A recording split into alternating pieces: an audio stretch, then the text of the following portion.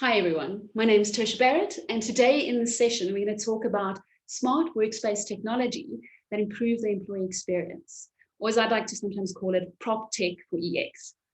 Now, when I bring up this topic, I often get asked two questions. The first question is, why? Isn't proptech about the building and optimizing utilities and creating greener buildings? Yes, it is. And why should, what does it have to do with the employee experience? The second question I get is how? How do we create a smart workspace using technology to improve the employee experience? And in the next 25 minutes, we'll cover just that. So let's start with why. I sound like Simon Sinek now. Start with why. Why is this important? Well, if you think about any business, your employees are your number one asset. For most businesses, it is also their biggest expense, or at least in the top three. And if you really think about it, employees service all your customers, they create the solutions that generate revenue for the business. They're the ones responsible for innovation, responsible for growth in the business. So employees are pretty important. And if you think about it, even though proptech has evolved significantly in the last decade, it has all been focused on the building. It has been focused on everything surrounding the building. And what we're seeing now over the last year or two is that proptech is focusing on the people who use the building every day. Sounds a bit obvious now that I mention it. People who interact and use the building every day. So we're definitely seeing this focus on employees. And for any business leader, we know how important it is to attract the right talent to your business, and how important it is to make sure your great talent stays, that your great talent doesn't leave, and that you optimize their ability to perform at their best. And often people spend, I say often, companies spend hundreds of thousands of dollars every single year in recruitment. And often they recruit the best people and then put them in this environment that doesn't necessarily optimize their way of working.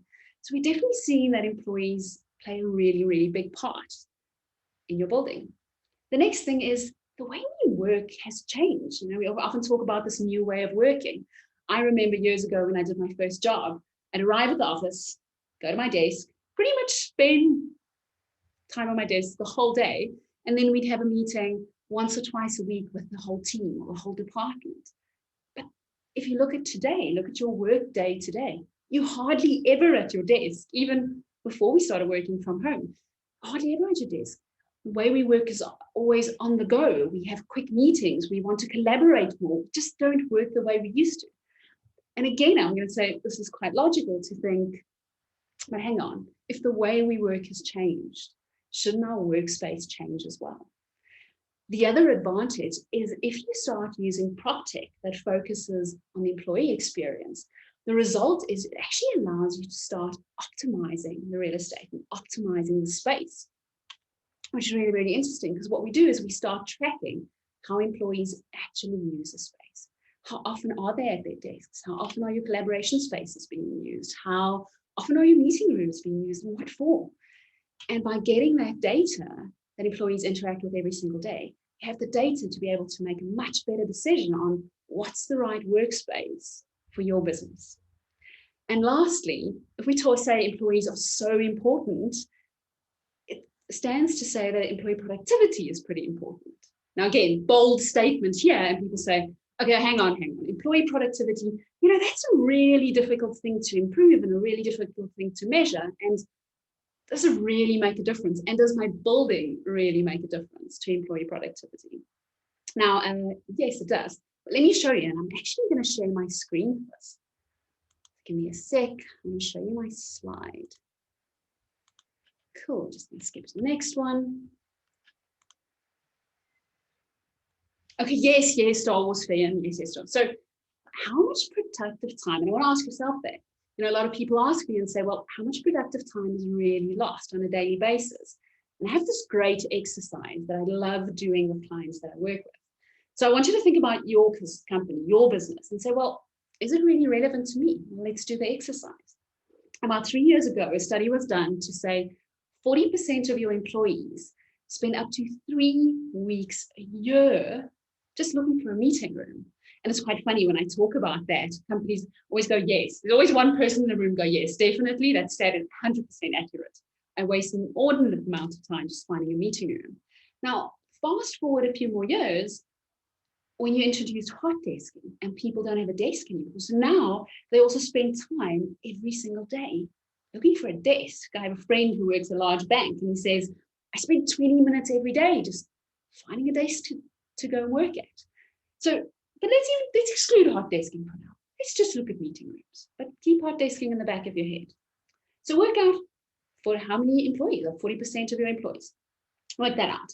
Then what is your average salary per employee in your business? And put that amount there. Write it down, do the calc yourself, and then say, okay, if that's my average salary and 40% of my employees spend 3 weeks a year looking for a meeting room. Remember, while they're looking for a meeting room, they're not innovating, they're not collaborating, and they're not taking over the world, they're looking for a meeting room. And normally there's some frustration involved. You understand, when looking for a meeting room. And I have a calc that I did, and I just want to show it on there. So we looked at one of the customers that we were dealing with, and we said, well, they have, if 40% of the employees is 500 employees, and the average salary is $2,000, and we worked out quite conservatively. And what it actually showed is $695,000 is lost productivity time every single year. That's just lost time. That's just time when people could be doing better things. And that's just, and during that time, what else are they not doing? What's the opportunity cost of that lost productive time while I'm walking around, scrambling around and getting to that meeting room where someone is already? And I'll show you one more case study and then I'll jump out of the slides. This is a great case study by a pharmaceutical company done about a year ago. And by implementing smart technology focused on the people in the building, this is one of their stats, by making people, parking, and spaces easier to find. So when we talk about people, is when I get to the office, I want to see where my colleagues are, because now I'm hot desking and no one has a desk. So I don't know where they are. I need to find where they are without using WhatsApp. So how am I making their colleagues easier to find, parking easier to find, and a space to sit or space to meet easier to find? They could save employees an average of 24 minutes a day and increase productivity by $3.6 million a year. And by improving employee engagement, they reduced sick leave and they increased their bottom line significantly. So this is not just soft and fluffy stuff. There's really, really great benefit by focusing on employee smart tech that improves the employee experience. So I'm going to stop my sharing my screen again and jump back to the video. So we worked out why. Well, this is why. It's pretty important, and employee productivity plays a significant role.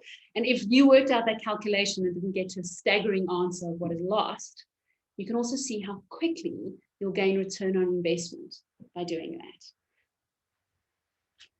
Now let's look at how. And again, I'm going to share a screen with you quickly.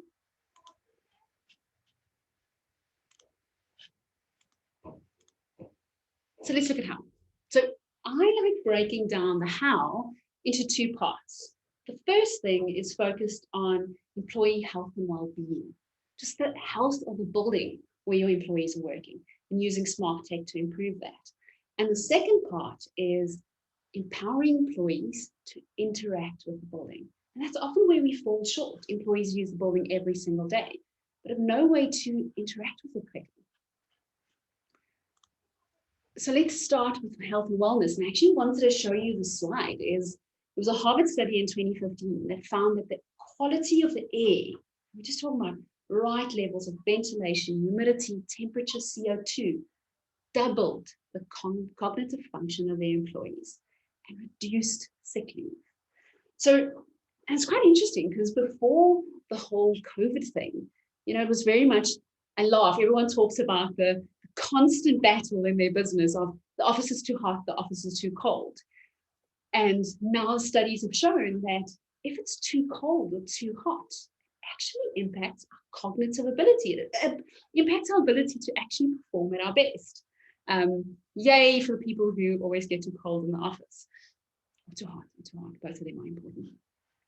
The other thing is the quality of the air we breathe. Now, it was quite interesting to me that before COVID, it was all about just office comfort, the hot and the cold that I just spoke about.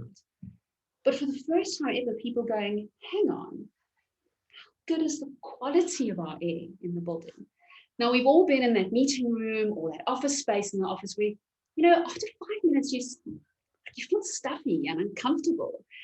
And what we've realized now, but those CO2 levels actually impact, again, our cognitive ability to perform our job. It makes us feel uncomfortable and stuffy and grumpy, and not just grumpy because we're grumpy about. It makes us grumpy just in general. So it makes us grumpy with everyone else as a result. And what we do with smart tech is we now have these very cool, funky sensors that track the air quality of your building. And they're so easy to implement. But for the first time, we can see in the different areas of the office, but listen, are the CO2, are the aircons actually doing their job? Are CO2 levels at the right level? Is the temperature at the right level? And now we have the results to do it. I'm going to share one screen with you just to show you what we're experiencing in that space. And that last bullet, I just want to talk about it anyway. It shows, it's been proven and we experience it in our offices that healthy employees are happy employees, and happy employees are more engaged. Now, I want to show you a slide, and I know it's really small, so you have to bear with me. So this is an example of a cool sensor that we've got, and it tracks the air quality. So it tells you if the aircons are actually doing your job. But what we do is we take it further, for instance, and remember I keep talking about how the air quality affects the cognitive performance of your staff. What we've done is we've taken that data and we actually plotted it and say, what are the 8 different cognitive performance elements that employees need to do at their job every day? This all comes from the Harvard study. And by looking at these productivity measures, temperature, air quality, noise, and light, it actually shows you what is the impact of the cognitive performance on your employees. So what's really nice is the new technology that's available not only allows you to track and measure the air quality of your building, but it shows you what's the impact it has on staff, which is really, really quite important. And I'm on slide, so I'm just going to go to the next one. The next big thing that's important is you need to empower employees to interact with the building. Now, we spoke earlier about this new way of working. We spoke about people not working differently. We're on the go all the time. We collaborate more. And what's quite interesting, if I want to book a meeting room, I still have to open my laptop, go into Outlook, see what's available, book a room. And how often does it happen? I walk to the room and I booked the room that was available, and now there are people in the room. So it almost feels like this smart building technology, the smart building technology has not kept up to date with the way we work. Now think about this. How do you have an impact on that employee productivity that I spoke about earlier? We allow employees to actually interact with the building. So what do I mean when I say that? And again, I'm going to jump to a screen and show you. It's just easier. Sometimes it's just easier to see things visual. Okay, so I've got there just an example of my phone. It's one of the technologies that are available right now today is the first thing we've done. Now everyone looks at the screen. Don't look at the screen for like a second. What we've done is we've created a digital footprint of your floor plan into the solution. And it interacts with all your meeting room booking, your old meeting room booking systems, integrates with Outlook. And what happens if I need a meeting room, you and I have just met, we're looking for a space to meet. I can open up my phone, an app on my phone, and I can say, I'm looking for a meeting room for 4 people with a TV screen in the next half an hour. So I can see. I can find an office, I can find a focus room, I can find a desk, I can find a meeting room, I can find space to work or a place to meet. And if I'm looking for a place to meet, I can say, well, the system will say, this one's available. So we've got that example, Ottawa is available. And that's what it looks like. Awesome. I actually can see what the room looks like before I book it. It's also got a presentation screen, a flipboard. It's got 12 seats. The next reservation is only in 2 hours and it appears to be empty. Great. Book it right there on my phone and go to the room, go to the space. Or the other way around, which is one of my personal favorites, is, do you see this portion that appears to be empty? What smart tech does is we have sensors in the ceiling that actually tells you, is that space, is that desk, is that meeting room being used? because we know what people are like. We book a room and the meeting changes and we never cancel the room, which is one of the biggest frustrations in just corporate office life. But what we do with smart tech is employees can see what's available, and it actually tells them, well, someone hasn't booked the room, but there are people inside right now. So don't book it. You're going to get there and be frustrated. And it allows, like I said, it allows you to book that room or that desk or that collaboration space straight from your phone. And it's even got a routing map to tell you exactly how to get there. Now, if you think about your business, think about your employees, how something like this changes it.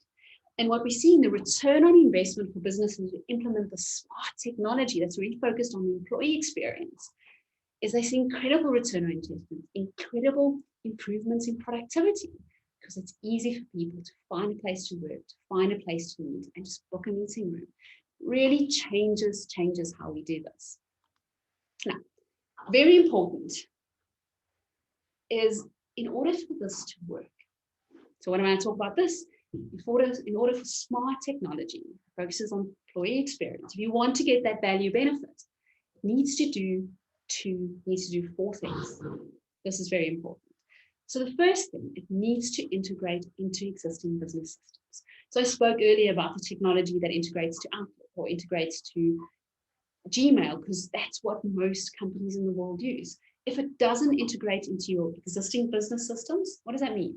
People start having to duplicate work. I need to book it over here and over there. I need to do this and that. What happens? People don't use it. So that is an absolute critical success factor, is a need to integrate into your existing business system. The next thing is you need to consider the entire office space. So often people only look at meeting rooms or they only look at desks, but that's not your office space. That's not the spaces that all employees interact with. So you have to consider desks, meeting rooms, collaboration spaces, your canteen area, your bathrooms. Smart tech today, we have little sensors outside the bathrooms that count the number of people who use the space. And it tells you, listen, after a certain amount of people, sends a notification to say, this space needs to get cleaned again. Or I'm in a space and I go, oh, but the TV screen doesn't work, or the projector is broken. What happens now is I have to close everything, go into my email, find the facility's email address, log a fault. With smart technology, by incorporating everything, I'll be able to go in the space, aircon doesn't work, and it sends a notification immediately. It really changes things.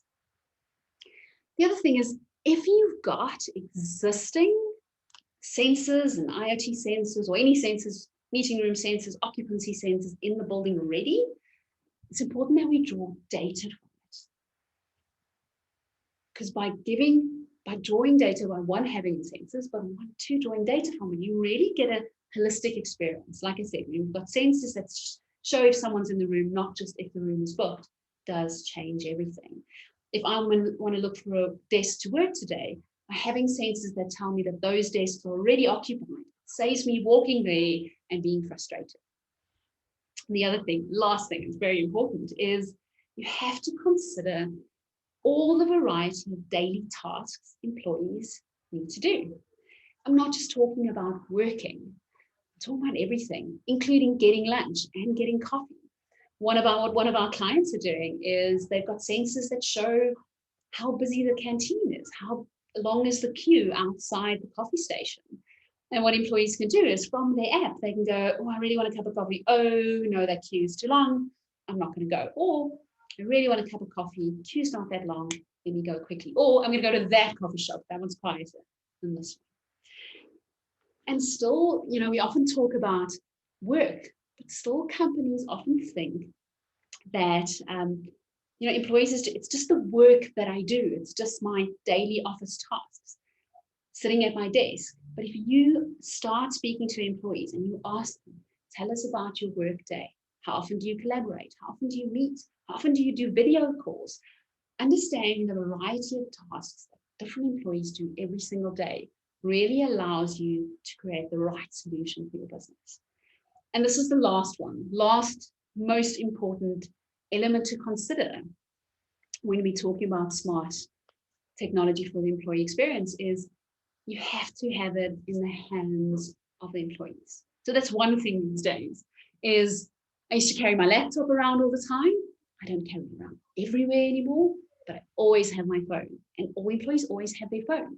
So if your solutions are still desktop based, are still a screen that's outside, or there next to the lift and 5 minutes walk away from it, it needs to be with employees all the time, because that's the way we work, on the go all the time.